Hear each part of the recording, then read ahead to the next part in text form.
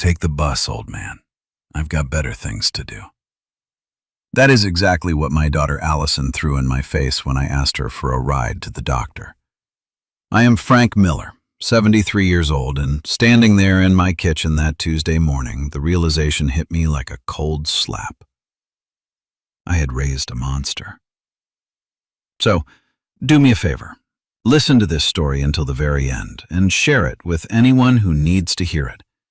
Afterward, tell me which part really touched your heart and what city you're listening from. But that wasn't the first time she had spoken to me like that.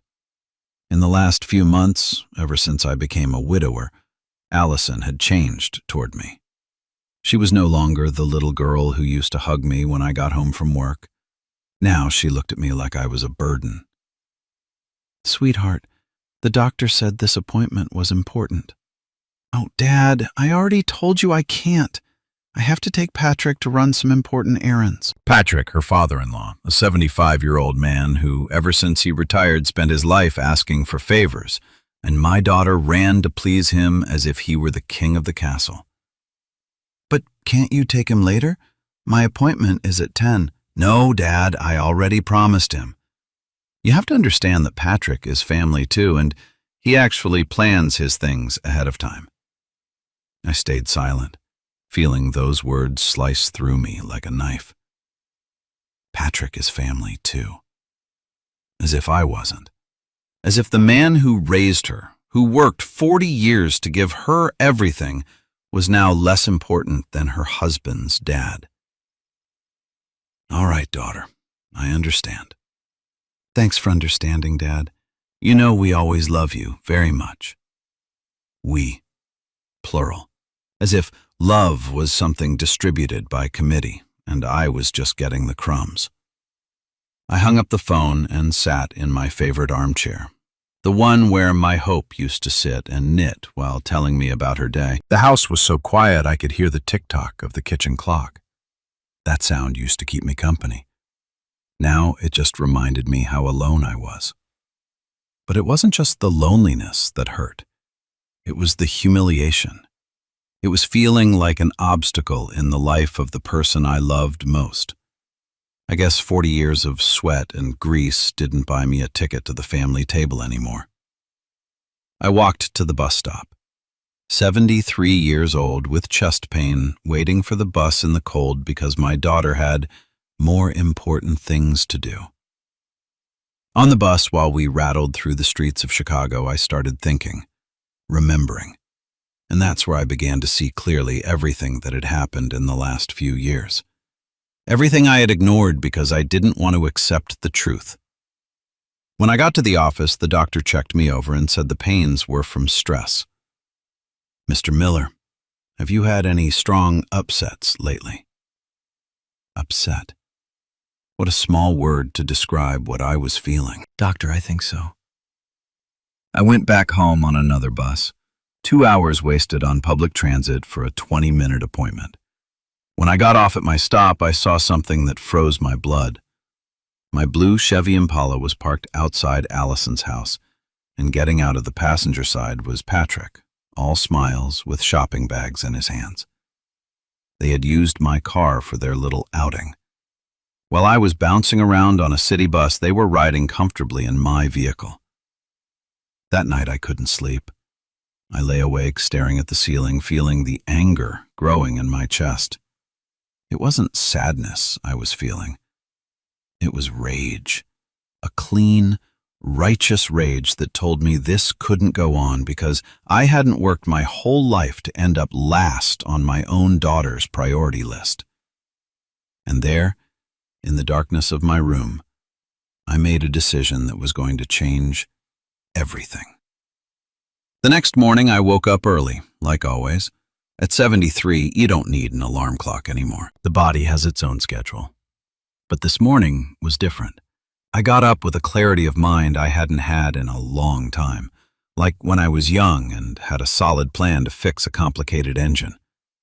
The first thing I did was call the insurance company. "Good morning, this is Frank Miller. I want to cancel my auto policy."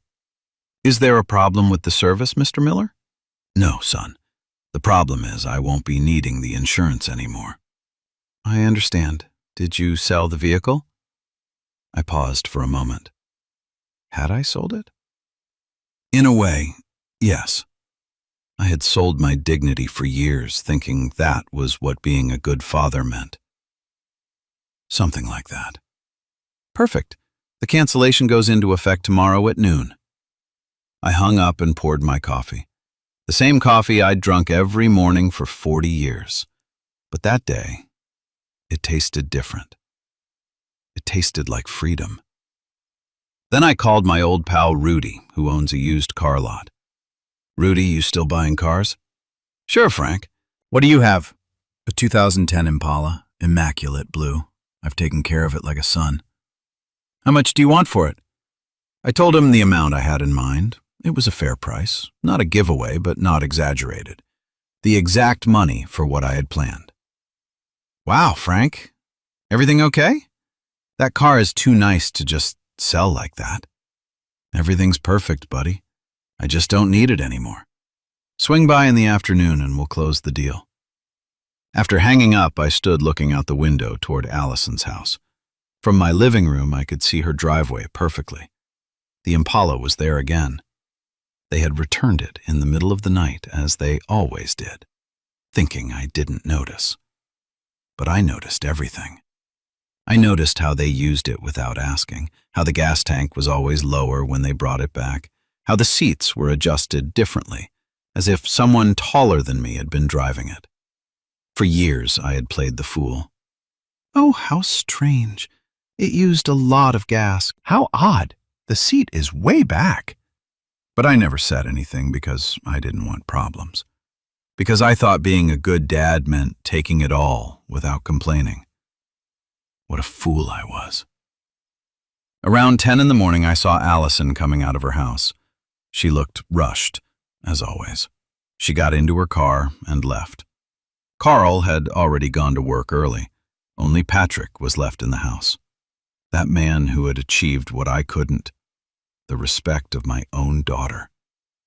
I got dressed up, put on my Sunday blue shirt and my clean shoes. I took the keys to my Impala and walked toward it like a general marching to his last battle.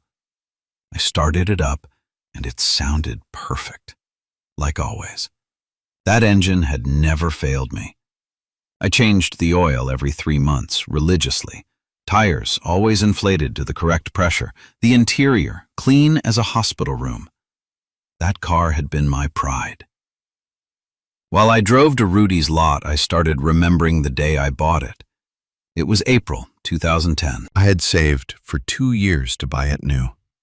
My hope was with me that day. Are you sure, Frank? It's a lot of money. Relax, old girl. This car is going to last us many years. And when Allison gets married, she's going to be proud that her dad has a car like this. Allison was proud, yes, but not of me. She was proud of being able to use it when hers broke down. She was proud of being able to show off to her in-laws that her dad lent her the car. She was proud of everything, except treating me with respect. I arrived at Rudy's lot and he greeted me with his usual smile. Hey there, Frank. You look like a man on a mission. More determined than ever. He checked the car from top to bottom, opened the hood, checked the interior, reviewed the paperwork. Everything is spotless. This car is brand new, Frank. Do you really want to sell it? Really?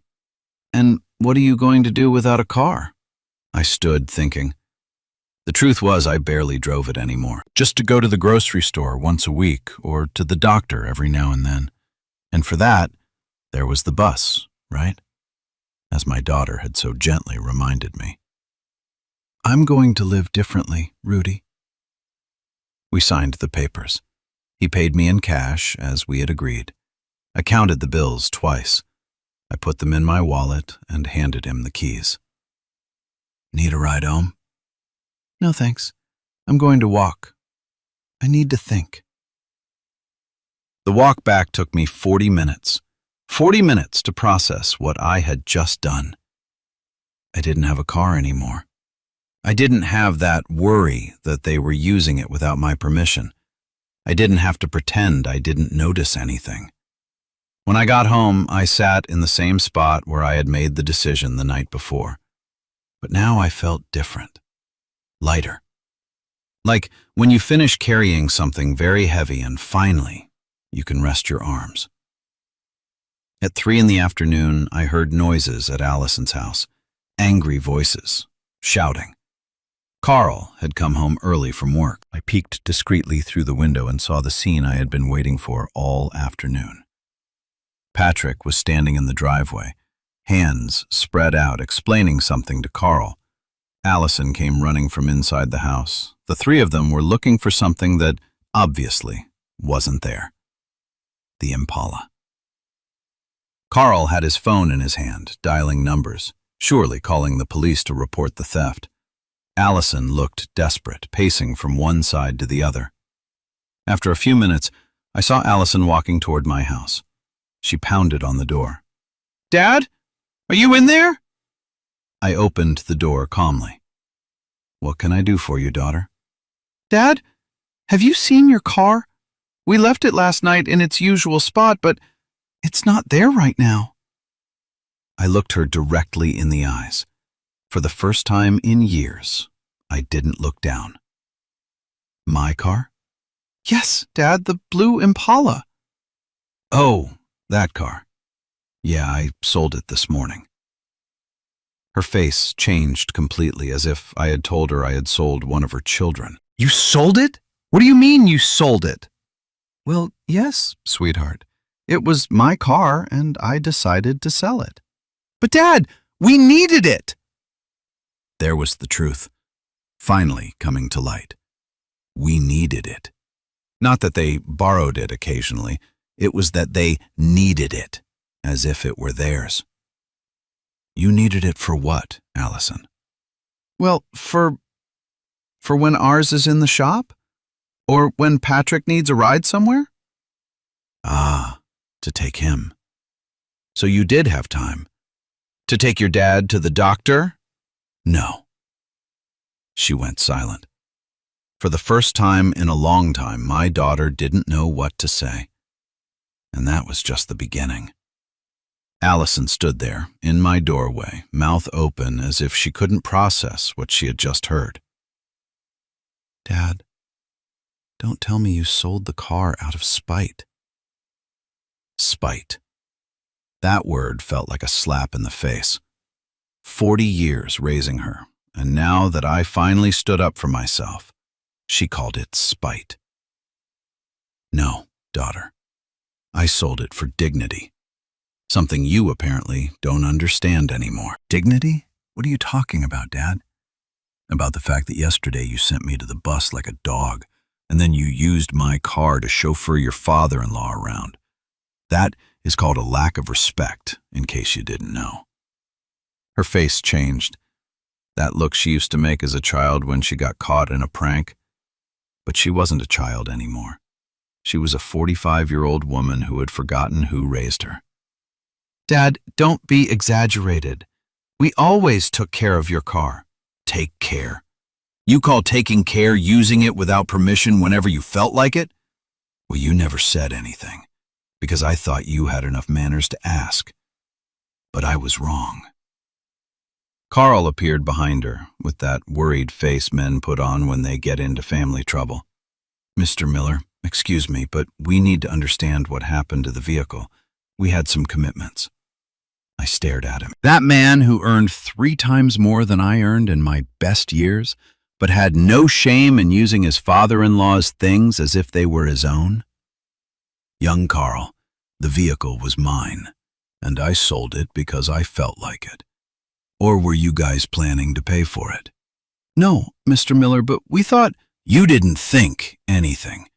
You just grabbed and used. There is a difference." Allison turned red with anger.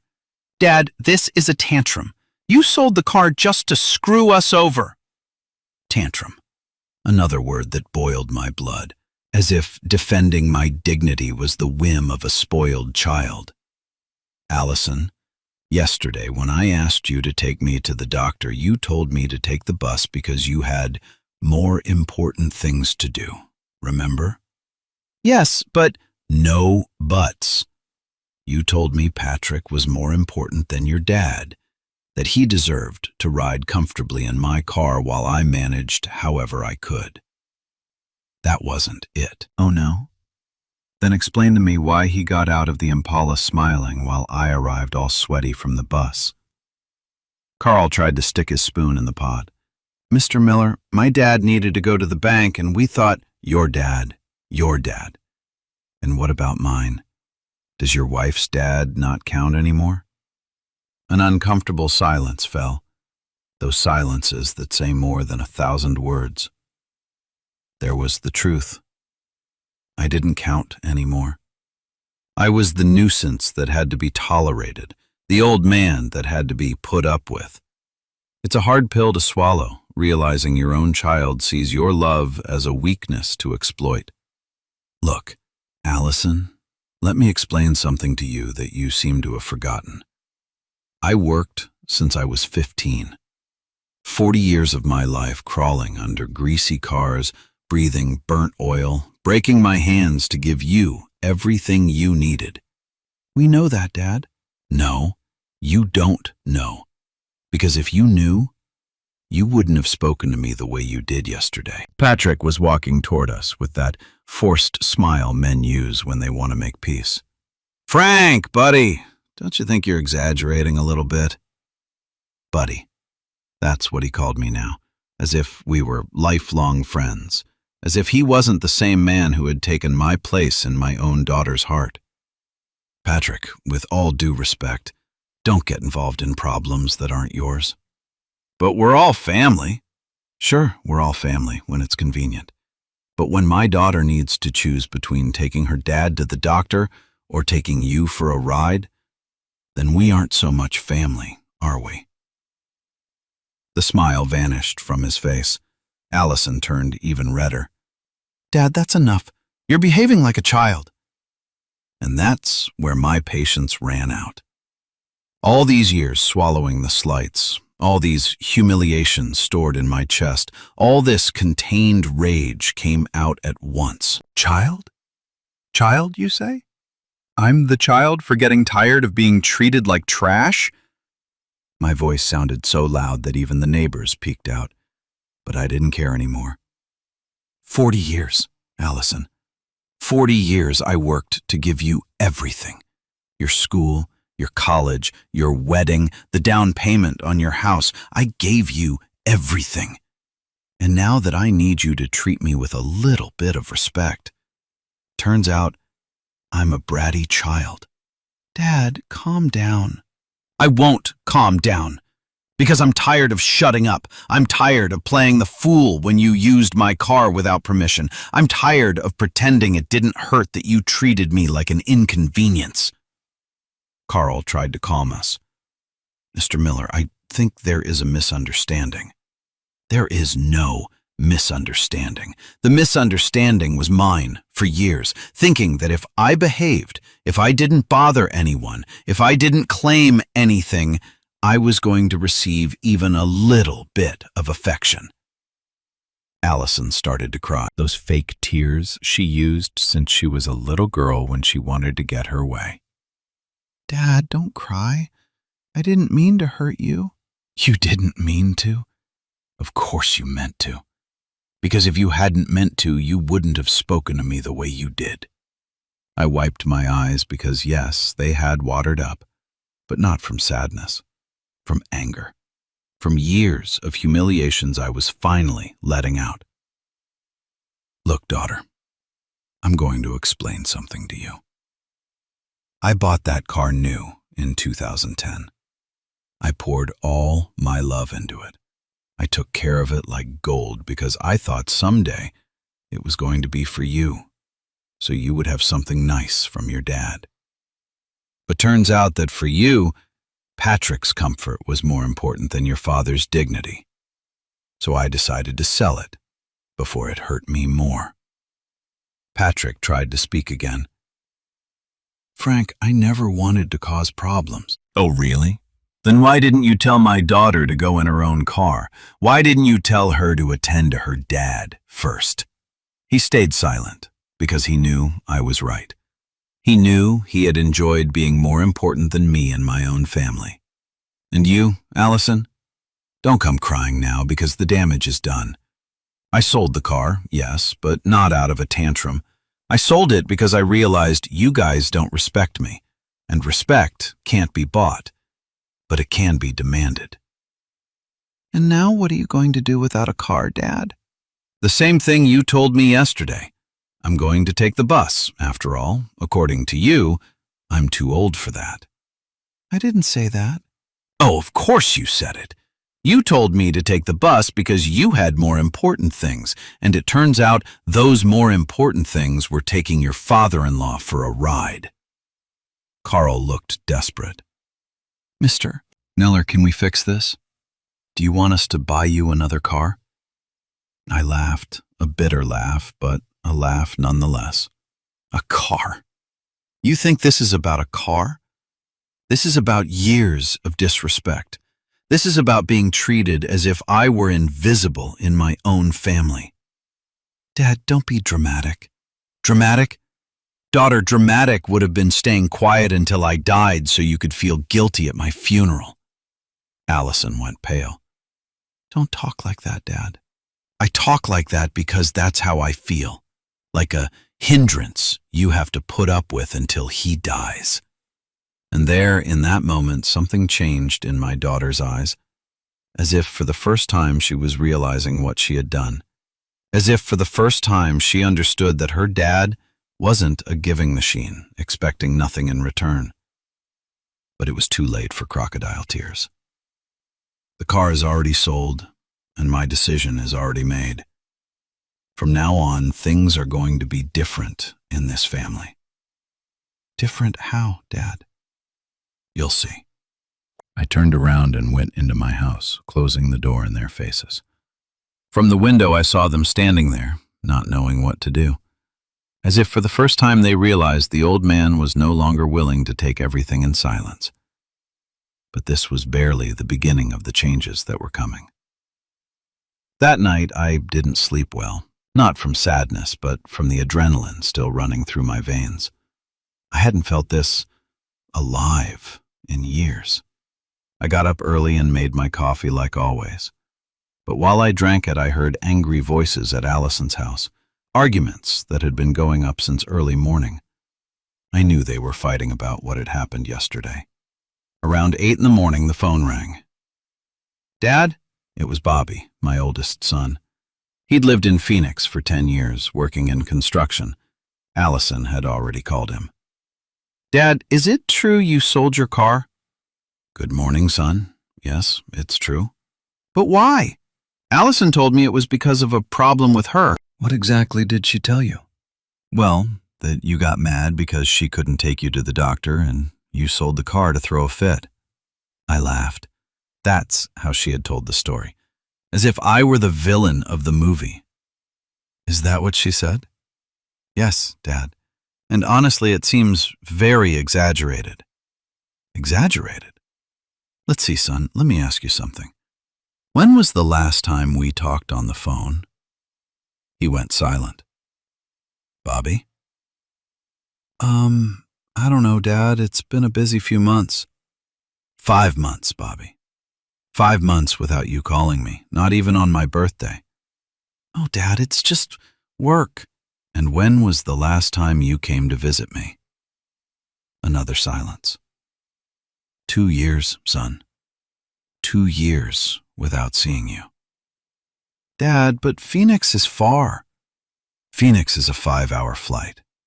But anyway, let's leave that. Tell me, does it seem fair to you that your sister sends me to the bus to go to the doctor while she uses my car to drive her father-in-law around? Well, when you put it like that, I'm not putting it anyway, Bobby. That's how it happened. Exactly like that. But Dad, it was her car. She could use it however she wanted. Sure, it was my car. And that's why I sold it. Because it was mine, not hers. Bobby sighed on the other end of the line. Dad, I think you're becoming very resentful.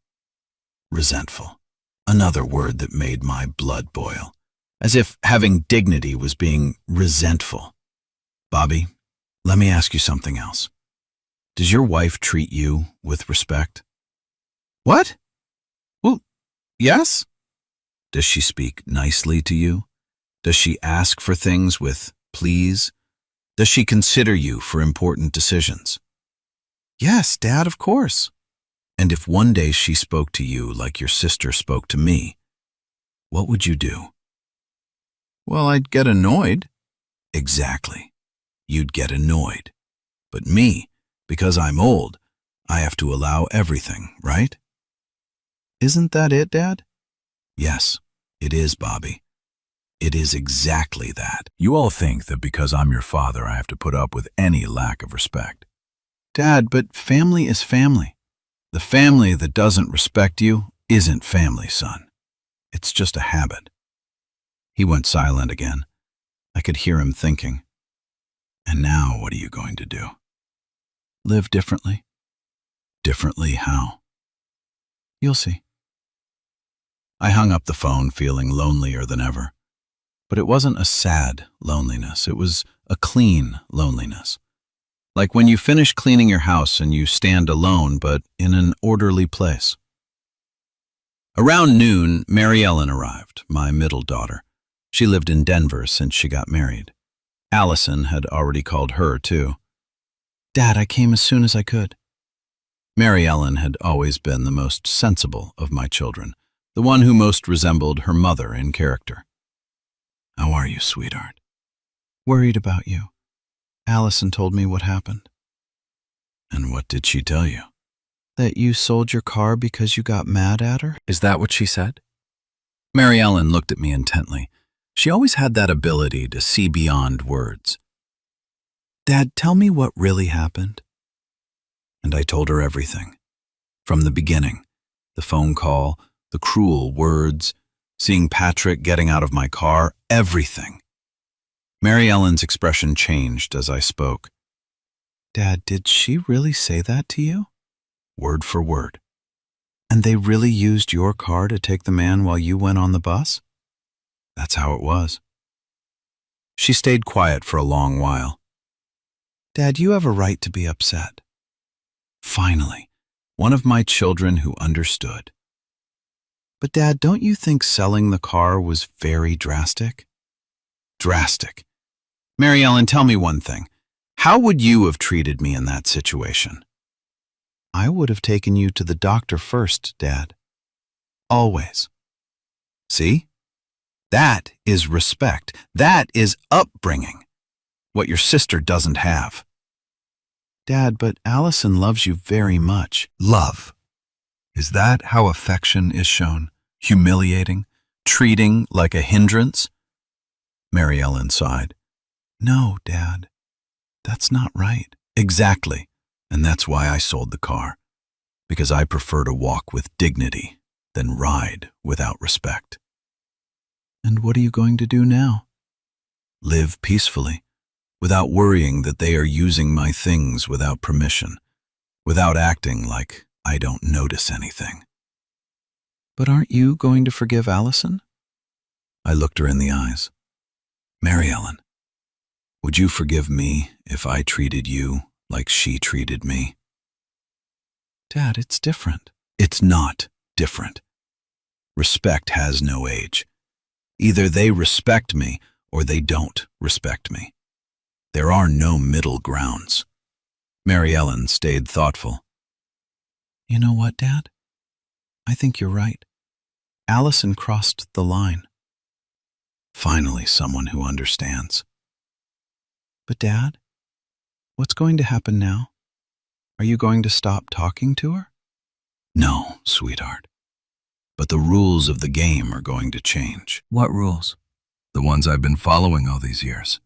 The ones about taking everything silently.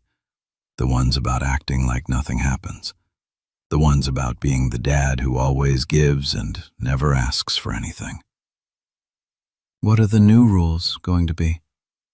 I stood up from my chair and looked at her with the seriousness of a man who had finally found his way. that they treat me like what I am, their father, with respect, with affection, with consideration, or that they don't treat me at all. Mary Ellen nodded slowly. Okay, Dad, I understand. Do you really understand? Yes. And you know what? I'm proud that you finally stood your ground. Those words reached my heart. Finally, one of my children was proud of me for defending myself, not for enduring. Thanks, daughter. And now, what's next? Now, it's up to Allison to decide if she wants a real relationship with me, or if she prefers to keep treating me like an annoying obligation. And if she chooses wrong, then it will be her loss, not mine. But I knew the hardest part was just beginning. The following days were strange, a tranquility I hadn't felt in years, but also a tension in the air you could cut with a knife. Allison didn't knock on my door again.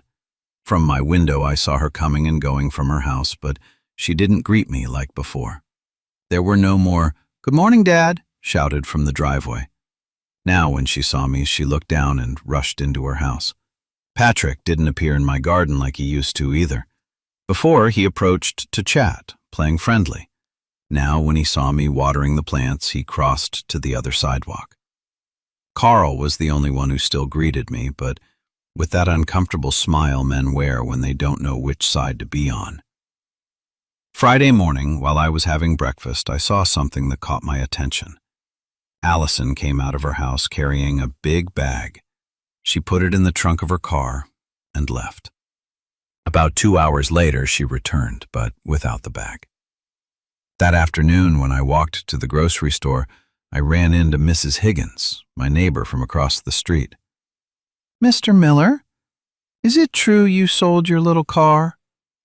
Yes, Mrs. Higgins. Oh, what a shame. It always looked so nice. Yes, but I didn't need it anymore. And how are you going to get around? You're too old to be walking so much. I laughed, another person who thought that at 73 I was invalid. Mrs. Higgins, I'm 73, not 93. I can still walk perfectly. Yes, but the heat, the crowded buses. I've ridden buses my whole life, Mrs. Higgins. I'm not going to forget how now. And you don't regret it? Social pressure. People who think parents always have to yield, always have to be the ones who forgive, no matter how badly they've been treated. Mrs. Higgins, would you let someone treat you badly? Well, no, but it's different. Why is it different? Because she's your daughter. Precisely for that reason, she should treat me better, not worse. She stood thinking. You're right, Mr. Miller. But family is family. The family that doesn't respect isn't family. That night, around 9, there was a knock on my door. It was Allison, but she looked different, thinner, with dark circles as if she hadn't slept well in days. Can I come in, Dad? It's your house, too. She sat on the sofa, but on the edge, as if she didn't want to be there long. Dad, I need to ask you a favor. Oh, yeah? I need you to lend me money. I stared at her. After everything that had happened, she came to ask me for money. What for? For the car. Ours broke down and the mechanic says the repair is going to cost $3,000. And? Well, we don't have that money right now. Carl is paying the mortgage and the kids' expenses. And why don't you ask Patrick? Wasn't he so important? She turned red. Dad, don't be like that. Like what, honest? Patrick doesn't have money. His pension barely covers his expenses. Ah, but he did have time to be chauffeured in my car. Dad, please, we need the money. Do we need or do you need? It's the same thing. No, it's not the same. When you needed me to pay for college, it was just me. When you needed me for the down payment on the house, it was just me. But now that you need money, it's us. She stayed quiet. How much do you need? $3,000. I took out my wallet and counted the bills I had. It was part of the money from the car sale. Here they are. Her eyes lit up. Really, Dad? Yes, but with a condition. Which one? That it be a loan, with interest, like in any bank. Her face changed. Interest? Dad, I'm your daughter. Exactly. You are my daughter. And a daughter who respects her father doesn't charge him interest to use his car. But a daughter who treats her father badly pays interest like any stranger. How much interest? 3% monthly. But that's a lot? It's what any lender charges. Or do you prefer to go with Big Tony on the corner? He charges 5. She sat thinking. I could see her calculating in her head. And if I can't pay? Then you'll find a way to pay me, like any honest debtor. Dad, why are you doing this to me? I'm not doing anything bad to you, Allison. I'm treating you exactly the same way you treat me. How do I treat you? As if I weren't your family. As if I were just some stranger who has to earn your attention. Her eyes watered. I do consider you my family, Dad. Oh, yeah? Then why did you send me to the bus like I was some nobody? I already apologized. No, you haven't apologized. You've asked for money, which is not the same. Dad, forgive me for what happened the other day. Why are you asking for forgiveness? Why? Because I messed up. How did you mess up? Because I spoke to you rudely. And? And what else? You only spoke rudely to me, Allison? She paused. Also, we also used your car without permission. And? And what else, Dad? You also treated me as if Patrick were more important than me. It wasn't like that. Yes, it was like that. And until you understand that, you're going to keep treating me badly. Dad, are you going to lend me the money or not? I'm going to lend it to you, but with my conditions. What are all your conditions? First, 3% monthly interest. Second, you pay me every month, without fail. Third, you sign a promissory note. Fourth, if you miss a payment, the whole loan becomes due. A promissory note? For your own daughter? For the daughter who treats me like a stranger, yes. She got up from the sofa. You know what, Dad? I'd better look for the money somewhere else. Perfect. Have a good night. She went toward the door, but before leaving, she turned around. Dad, are you really going to treat me like this? I am treating you exactly how you treat me, Allison. If you don't like it, you know what you have to change. And if I change, is everything going to go back to how it was before? No, it's going to be better, because it's going to be with respect. She closed the door without saying anything else. From the window, I saw her walk toward her house, slowly, as if she were thinking a lot. I knew they weren't going to find that money anywhere else. I knew she was going to have to come back. And when she came back, it was going to be on my terms. 3 days passed without Allison appearing at my house. 3 days in which I could see her from my window, coming and going on foot, carrying grocery bags, sweating under the sun. Carl was also on foot, and I saw him waiting for the bus in the mornings to go to work. Patrick didn't leave the house at all. Surely because, without a car, no one could drive him around. Wednesday night, while I was watching the news, I heard shouting coming from Allison's house, angry voices, loud arguments. I couldn't help but peek discreetly through the window. Carl was gesturing a lot with his hands, Allison was crying, and Patrick was sitting in a chair, head down.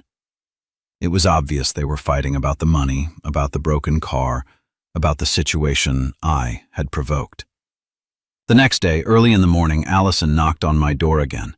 She looked worse than the last time, thinner, more tired, as if she hadn't slept in days.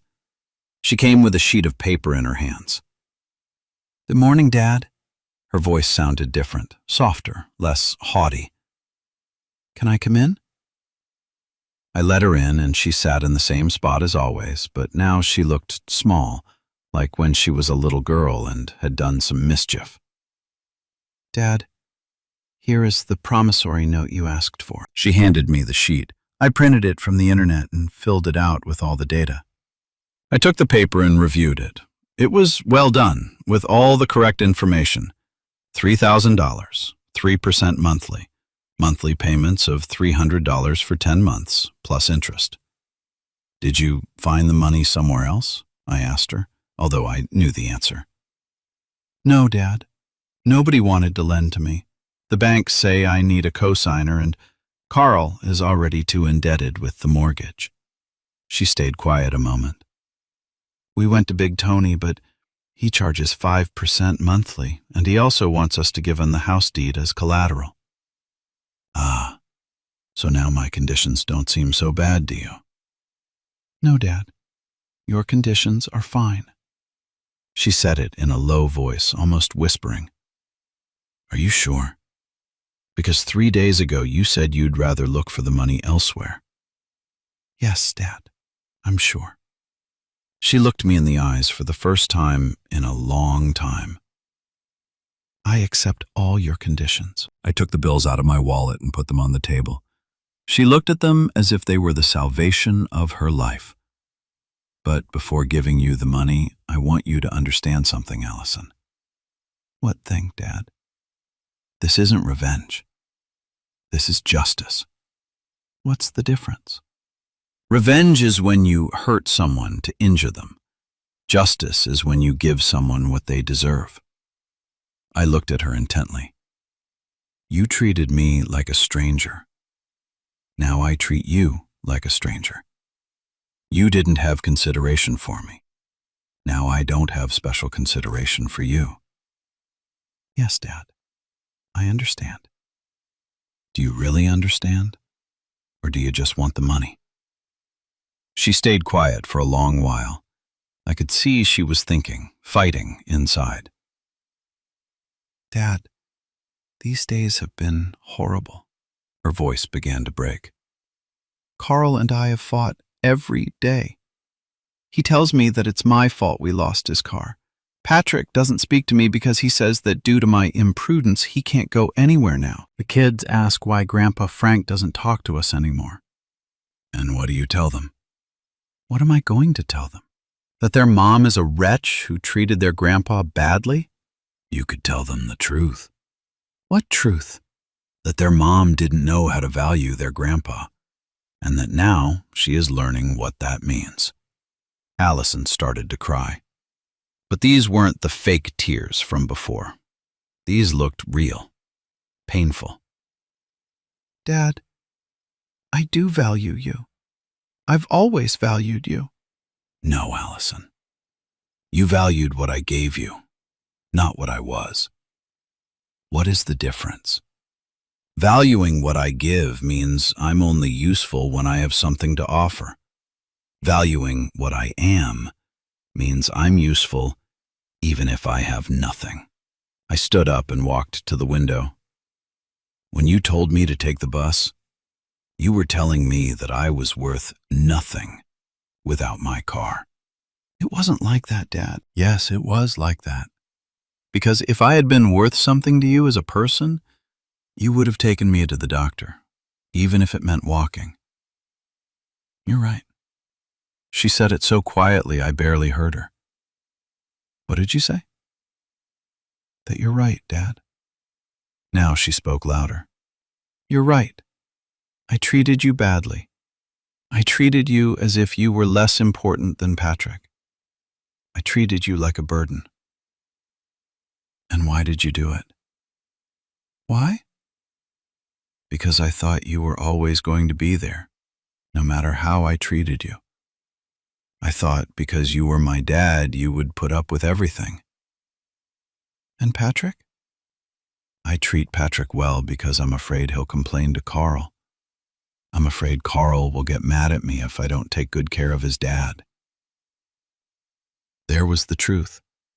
She was more afraid of her husband's displeasure than her father's pain. So you treated me badly because you knew I was going to forgive everything? Yes, Dad. Forgive me, but yes. Now she was crying harder. I thought you were never going to stop loving me no matter how badly I behaved. And you're right. I'm never going to stop loving you. So are you going to forgive me? Forgiveness isn't the problem, Allison. The problem is respect. How do I show you that I do respect you? You don't have to demonstrate it to me. You have to demonstrate it to yourself. I don't understand. A person who respects herself doesn't treat someone who loves her badly. A person who respects herself doesn't humiliate the one who raised her. A person who respects herself doesn't use people. Allison wiped her tears with the sleeve of her blouse. What do I have to do for you to truly forgive me? Change. Not for me, but for you. Change how? Treat me how you would like your children to treat you when you're old. She froze, as if for the first time she realized that someday she was going to be old too. She was going to need her children too. She was going to be vulnerable. Dad, do you think my children are going to treat me badly when I'm big? If they see how you treat your father, what do you think? I saw her go pale. I think for the first time she really understood what she had done. Dad, I don't want my kids to treat me like I treated you. Then change. Start today. She took the money from the table and put it in her purse. Dad, can you teach me how? You already know how, Allison. Just do with me what you want your children to do with you. She stood up to leave, but before reaching the door, she turned around. Dad, thanks for lending me the money. You're welcome. But remember, the first payment is the 15th of next month. Yes, Dad. I won't forget. She paused. Can I ask you something? Tell me. Do you really think I can change? Everyone can change, Allison. The question is if you want to. I do want to, Dad. Really, I do. She left my house and I saw her walk toward hers. But this time, she walked differently, slower, as if she were thinking with every step. I knew the hardest part was just beginning. Because one thing is wanting to change, and another, very different thing, is changing for real. The following days were different. Not better, but different. Allison had fixed her car and could move around again, but something had changed in her. Now when she saw me in the garden, she greeted me. Not with the familiarity of before, but with respect, as if she had understood she could no longer take me for granted. Sunday morning, while I was watering my plants, I saw her come out of her house with the kids. She approached the fence that divides our houses. Good morning, Dad. How did you wake up? Good, thanks. And you guys? Good, too. She paused. Dad, we're going to church. Don't you want to join us? It had been months since she invited me to anything. Since before my hope died, Allison had stopped including me in her family plans. Is there room for me in the car? I asked, although I already knew the answer. Of course, Dad. There's always room for you. Always. How easy it was to say that word now. I got ready quickly and went out. The kids received me with hugs as if they hadn't seen me in years. Carl greeted me with respect, but I could see in his eyes that he still didn't quite understand what had happened between his wife and me. During the drive to church, Allison asked me things she hadn't asked in a long time. How I was sleeping, if I needed anything from the store, if I had gone to the doctor lately. Dad, Did you go see the results of the tests they did on you? Which tests? The ones the cardiologist ordered when you went that time. You know, when... Her voice faded. When I went on the bus because you had more important things to do? Yes, those tests. No, I haven't gone. I have an appointment until next week. Do you want me to go with you? I looked at her in the rearview mirror. She looked sincere, but also nervous. Don't you have more important things to do? No, Dad. Nothing more important than accompanying you to the doctor. It was a step. Small, but it was a step. During the service, I noticed how she behaved with me. She let me sit on the side I always liked. She passed me the hymnal when I needed it. She made sure I could hear the priest well. Small details, but ones I took for granted before and now noticed because she didn't used to do them. At the exit of the church, we ran into several ladies from the neighborhood. Mrs. Higgins, the one who lives on the corner, came over to say hello. Mr. Miller, what a pleasure to see you with the family. Likewise, Mrs. Higgins. Did you guys fix your problems? She asked with that curiosity neighbors have for other people's gossip. Allison turned red. It was obvious the whole neighborhood already knew about our problems. We're working on that, I answered her. Oh, that's good. Family is the most important thing, right? The family that respects itself, yes. Mrs. Higgins looked at me strangely, as if she didn't understand the message, but Allison understood it. I saw her press her lips together and look toward the ground. When we got to the house, Allison asked if I wanted to stay for lunch. I made pot roast, Dad, like you like. Are you sure? It wouldn't happen that Patrick needs something. Patrick is going to eat whatever there is, Dad. You are my guest of honor. Guest of honor. It had been years since I felt like that in my own family. During the meal, the kids told me about school, their friends, about their pranks. Carl talked about work. Allison made sure nothing was missing from my plate. Patrick ate quietly as if he knew he was no longer the center of attention. After eating, while Allison washed the dishes, Carl approached me. Mr. Miller, can I speak with you? Sure. We went out to the patio and he stood there as if he didn't know how to start. Mr. Miller, I want to apologize to you. Why, Carl? For not defending you when the car thing happened? He looked uncomfortable but sincere. I knew Allison was wrong to talk to you like that. But I didn't say anything because she's my wife. I understand. But that wasn't right. You are her dad and you deserve respect. Thanks for saying it, Carl. And I also want to apologize for using your car without asking permission. You knew too? Yes, Mr. Miller. I knew that sometimes Allison used it to take my dad, but I thought you had given permission. And when did you realize I hadn't given permission? He stayed quiet. And that was wrong. At least Carl had the courage to recognize his mistakes. Carl, let me ask you something. How do you want them to treat your dad? With respect, Mr. Miller. And do you think it's fair that your dad receives better treatment than your wife's dad? He sat thinking. No, it's not fair. Exactly.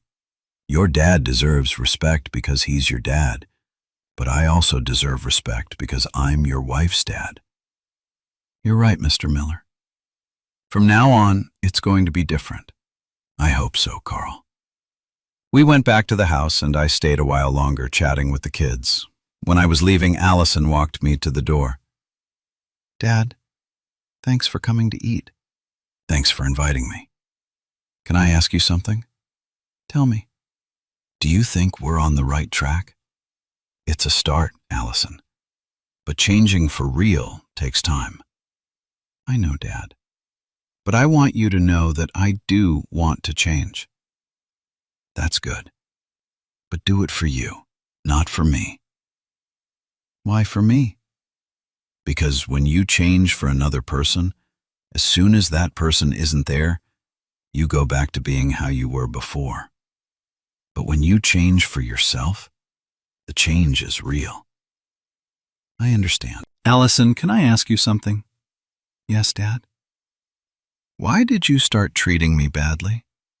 When did everything change? She stayed quiet a long while. I think when Mom died. Why? Because she always reminded me that you were my dad, that I had to respect you, that I had to take care of you. Her eyes filled with tears again. When she died, it's like I forgot all that. Like I thought there was no one watching how I treated you anymore. Your mom didn't have to watch you for you to respect me, Allison. I know, Dad. But without her, it's like I became selfish. Like I thought that now I was the most important thing to you, regardless of how I behaved. And Patrick? With Patrick, it's different.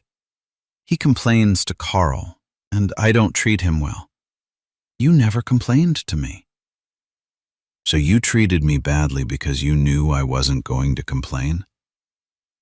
Yes, Dad. Forgive me, but yes. At least she was honest. Painfully honest.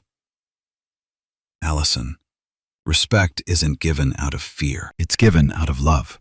I know, Dad. And I want to learn to respect you out of love, not fear. Well, you have a lot of work to do. Yes, Dad. But I'm going to do it. I went to my house feeling something I hadn't felt in a long time. It wasn't happiness, but it wasn't sadness either. It was like hope. A small, fragile hope, but real. But I knew the hardest part was still to come. Because it's one thing to promise to change, and another very different thing is doing it when things get difficult. The 15th of the month arrived faster than I expected. It was the day of the first payment of the loan I had made to Allison. I was curious to see if she was really going to comply or if she was going to come with excuses like she had always done when I lent her money before. Around 8 in the morning, she knocked on my door. When I opened, I was surprised. She didn't come alone. She brought her 2 kids with her. Good morning, Dad. I came to pay you. She took an envelope out of her purse and handed it to me. Inside were the exact $300, counted down to the last cent. Thanks, Allison. I counted the money in front of her and took out a notebook where I kept the accounts. Here, I note that you paid the first month. You have 9 payments left. Yes, Dad, I know. The kids watched me with curiosity. Danny, the oldest, 12 years old, asked me, Grandpa, why is my mom paying you money? Allison got nervous. Kids, go play in the patio. No, I told them. Let them listen. It's good that they know how things work. I crouched down to be at Danny's height. Your mom asked me to borrow money to fix the car. And when one borrows money, one has to pay it back. That is called being responsible. But you aren't her dad? My teacher says family helps without charging. Allison looked increasingly uncomfortable. Danny, don't ask so many questions. It's okay, Allison. He has a right to know. I looked at the boy again. Yes, Danny. I am your mom's dad. But your mom treated me as if I wasn't family, so I am treating her the same. My mom treated you bad? Yes, very bad. And that's why he charges her money. Exactly. Because respect is earned, Danny, and your mom has to earn my respect again. Sophie, the youngest, 8 years old, asked me with that innocence kids have. Grandpa, do you not love my mom anymore? That question hit me straight in the heart. I sat in a chair to be at her height, too. Sophie, I am always going to love your mom. But loving doesn't mean putting up with everything. If you treat someone who loves you badly, that person can keep loving you, but they aren't going to trust you the same. Like when I hit Danny, and my mom punishes me, but she keeps loving me? Exactly the same, my little girl. Allison had been quiet all this time, but now she spoke. Kids, your grandpa is right. I behaved badly with him, and now I have to pay the consequences. And are you never going to behave badly again? Danny asked. No, son, not anymore. Promise? I promise. The kids went off happy with that answer, but I stood looking at Allison. Making promises to children was easy. Keeping them was another thing. Dad, can I ask you something? Tell me. Do you think I'm really changing? It's too soon to tell, Allison.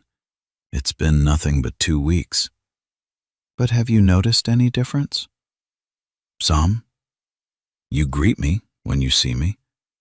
You invited me to eat on Sunday. You came to pay on time. I paused. But those are easy things to do. What are the difficult things? The ones that are going to come when you have to choose between pleasing me and pleasing Patrick. Or when Carl asks you for something I don't want. Or when you have to defend my dignity, even if it brings you problems. Do you think I'm going to fail? I don't know, Allison. I hope not. Dad, yesterday something happened that I want to tell you. What happened? Patrick asked me to take him to the bank, and it was just the same time you go out to walk. Before, I would have taken him without thinking, but this time I told him to wait. That first, I wanted to say hi to you and ask if you needed anything. And what did he say? He got annoyed. He told me I was exaggerating, that you were already grown and could take care of yourself. And what did you say to him? I told him that you were my dad, and that my dad was my priority.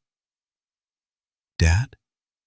I stayed quiet, processing what I had just heard. It was the first time in years that Allison had put me in first place. And how did Carl react? At first he got annoyed because his dad complained to him, but later we talked and he told me I was right, that you are my blood family and that means something. That's good, Allison. Dad, can I tell you something else? Sure. Yesterday night I couldn't sleep thinking about everything I had done wrong with you, and I realized something. What? That I didn't just treat you badly, I also gave a bad example to my children. How? Danny and Sophie watched for years how I treated you as if you weren't important. They saw how I gave priority to Patrick over you. They saw how I used you when it was convenient for me and ignored you when it wasn't. And that worries you? A lot, Dad. Because if they grow up thinking that's how you treat dads, that's how they're going to treat me when I'm old. There was the true reason for the change. It wasn't just for me. It was out of fear for her own future. And what are you going to do about it?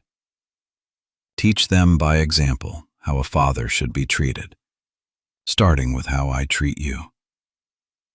That is very good, daughter. Dad, can you tell me when you are going to trust me again? When you stop asking me. How? A person who has really changed doesn't go around asking if she's changed yet. She simply lives differently, acts differently, and lets her actions speak for her. I understand. She said goodbye and left with the kids. From the window, I saw her walk toward her house, but before entering, she turned and waved at me. It was a small gesture, but significant. For the first time in a long time, Allison seemed to really be thinking about me, not just herself. But I knew the true test hadn't arrived yet. Because changing when things are calm is easy. The difficult part is changing when there's pressure, when you have to make hard decisions, when you have to sacrifice something of your own to do the right thing. And that test was going to arrive soon. I could feel it. The test I expected arrived 3 weeks later, a Friday afternoon. I was watering my plants when I heard shouting coming from Allison's house, very angry voices, doors slamming. It was Patrick arguing with Carl and Allison. About 20 minutes later, I saw Patrick come out of the house carrying a big suitcase. He walked toward the bus stop with that angry face old men make when they don't get their way. Carl followed him, trying to convince him of something, but Patrick didn't even turn to look at him. Allison stood in the door of her house, watching her father-in-law walk away. She looked worried, but not desperate like she would have looked before. About 10 minutes later, Carl returned alone. I could see from my window that he was arguing with Allison on the patio. Gestures, hands moving, faces of frustration. It was obvious Carl wanted Allison to go look for his dad, and she was refusing. At 7 in the evening, Allison knocked on my door. Dad, can you talk with me a moment? Sure, come in. She sat on the sofa but looked tense, as if she had a very big problem in her head. Dad, I need your advice. I'm listening. Patrick left the house. He's mad at me. Why? Because this morning he asked me to take him to the doctor, but I had already agreed to accompany you to pick up the results of your heart studies. Ah, there was the test I had been waiting for. And what happened? I told him I couldn't take him because my commitment was with you first. He got very upset and told me I had changed, that before I did treat him well. And what did you say? That yes, I had changed, that before I had my priorities wrong, but that now I knew who was the most important thing to me. And what did he say? That if I preferred my dad over him, he'd better go live with his sister in Florida, that he wasn't going to stay in a house where they didn't respect him. And Carl? Carl got furious with me. He told me that because of me, his dad was leaving, that how was it possible I had changed so much, that before I did know how to treat family well. Family? He said, family? Yes, Dad. And I told him that you were family too, that you were more my family than Patrick. How did he react? Very badly. He told me I was being selfish, that Patrick was alone in the world, that you at least had me. And what did you answer him? That precisely because of that, I had to treat you better, because you had me, and if I didn't take care of you well, who was going to do it? I stayed quiet, processing everything she was telling me. For the first time in years, Allison had put me in first place and was paying the consequences. Allison, do you regret having made that decision? No, Dad, not at all. Although Carl is mad at you. Yes, Dad. Even though Carl is mad. Even though Patrick left the house. Yes, Dad, because for the first time in a long time, I did the right thing. And what's going to happen now? I don't know, Dad. Carl is pressuring me to go look for Patrick, to apologize and convince him to return. And what did you tell him? No. That if Patrick wants to leave because he doesn't accept that I treat my dad well, that is his problem, not mine. Did Carl say anything else? He told me that if I wasn't going to look for his dad, he was going to leave too, that he couldn't stay with a woman who didn't respect his family. And what are you going to do?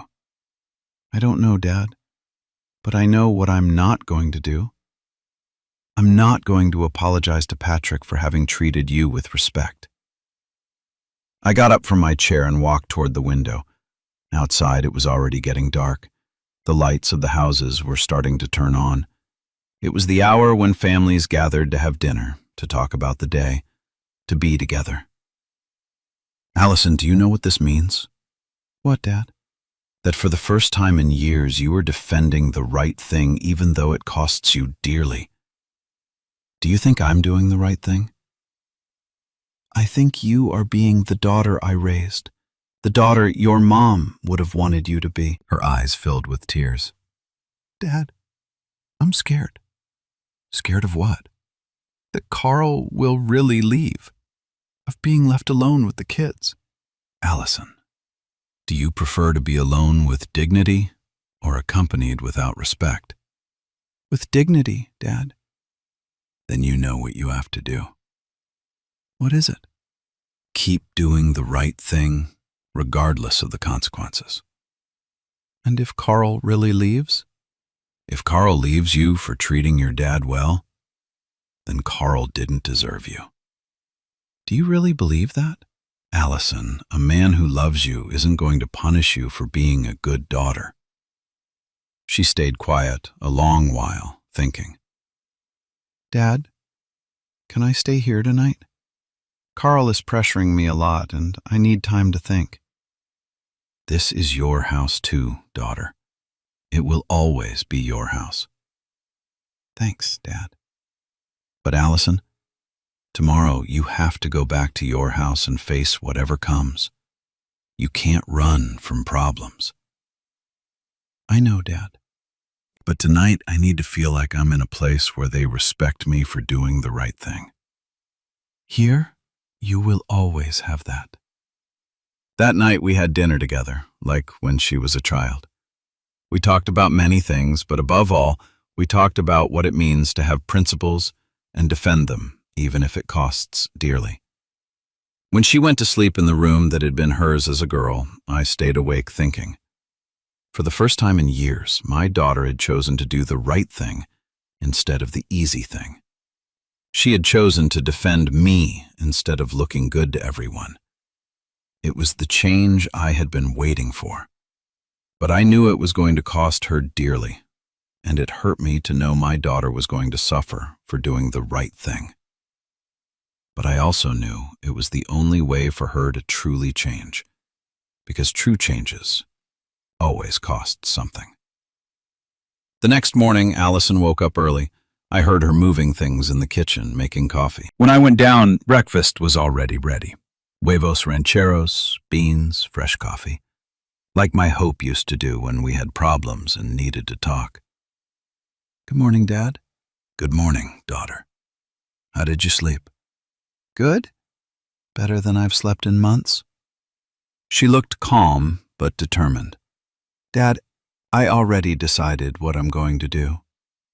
I'm listening. I'm going back to my house. I'm going to talk to Carl. I'm going to tell him Patrick can come back whenever he wants, but with one condition. Which one? That he respects that you are my priority. That he understands that I am a daughter before I am a daughter-in-law. And if Carl doesn't accept? Then Carl and I are going to have serious problems. But I'm no longer going to sacrifice my relationship with you to please anyone else. We ate breakfast in silence, a comfortable silence, like the one we had before everything got complicated. When we finished, Allison stood up to leave. Dad, before I go, I want to tell you something. Tell me. Thanks. Why? For not forgiving me easily, for charging me the loan like any stranger, for forcing me to earn your respect again. I didn't force you to do anything, Allison. You decided to earn it. Yes, but you taught me that respect is earned, not given away. She went to her house and I stayed waiting. I didn't know what was going to happen, but I knew my daughter had already made her decision. Around 2 p.m, I heard shouting again. Carl had arrived from work, and obviously Allison had already told him what the new rules were.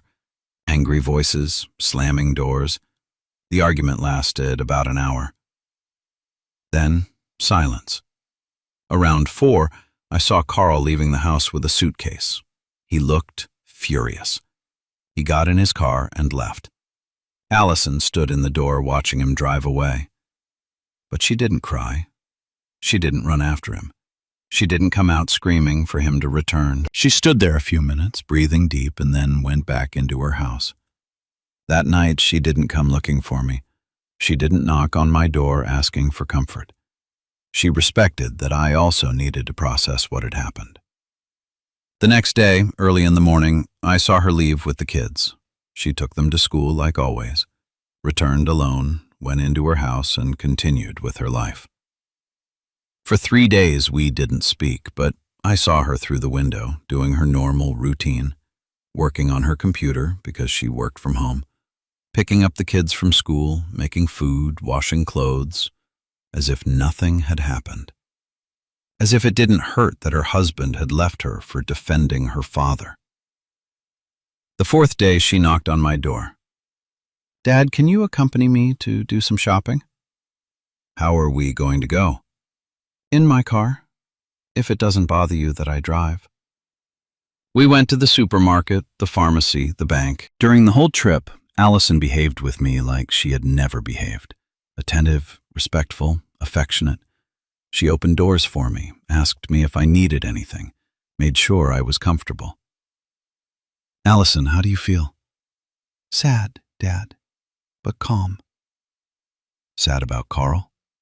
"Yes, but I don't regret anything." "How are the kids?" "Asking a lot. I told them Mom and Dad have adult problems, but that we both still love them the same." "And what did they say?" "Danny asked me if it had been for defending you. I told him yes. He told me I had done good." "Seriously?"